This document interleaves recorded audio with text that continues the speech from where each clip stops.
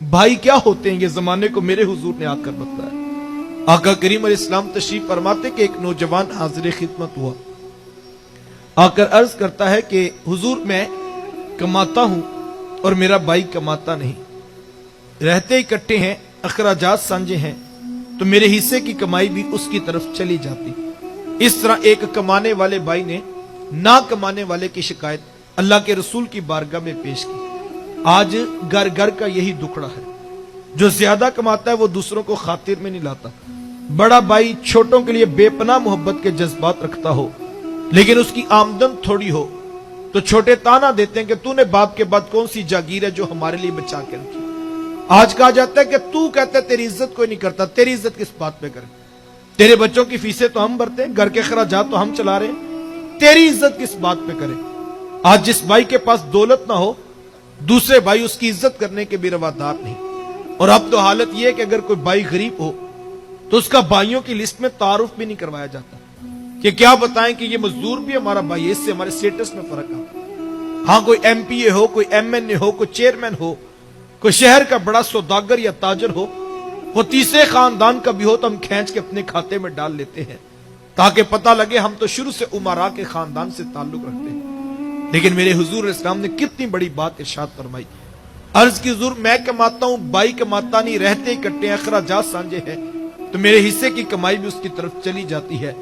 हुजूर फरमाया हो सकता है अल्लाह तुझे रिज़्क तेरे उस भाई की वजह से दे रहा हो जो कमाता नहीं है।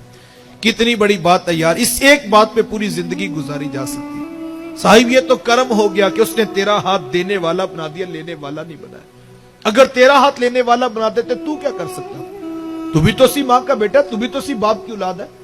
तेरी रगों में कोई अलग से सुर्ख रंग का खून तो नहीं दौड़ता, तेरे दिमाग में अलग से सोचो के सोते तो नहीं आके फूटते।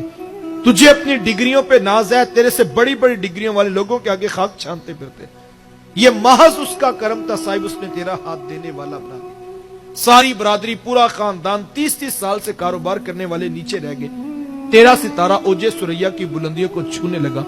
तुझे ऊंचा इसलिए तो नहीं किया था कि तू एमपीए, एमएनए और वजीर आजम के हर ताल्लुकात निभाता फिरे, तुझे ऊंचा इसलिए किया था तू पलट के फिर नीचे देखता। और जो बहन भाई अब नीचे रह गए थे, अब उनको खड़ा करने का सोचता।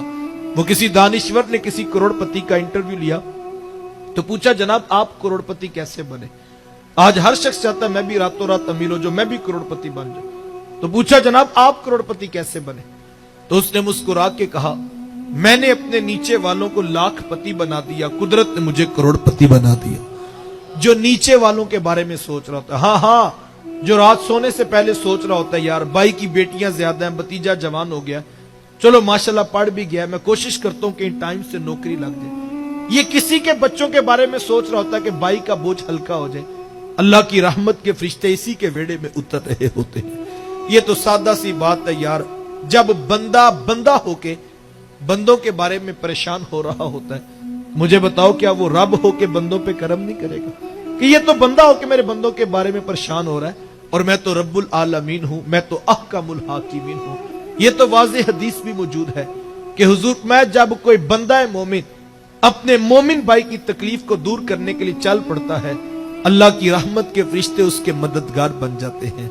और जब तुम दुनिया की कोई तकलीफ किसी की दूर करोगे, अर्श का रहमान तुम्हारी हशर की सख्तियां दूर फरमा देगा।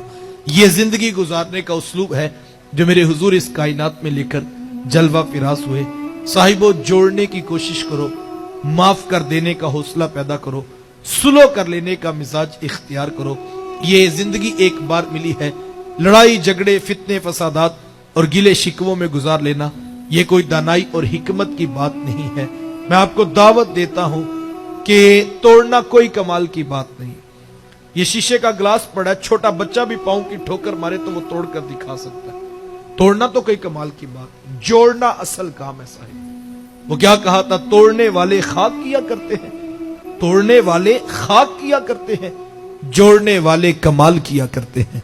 जोड़ना बड़े लोगों का काम होता है, इसीलिए शायद थोड़े लोगों के हिस्सों में आता है।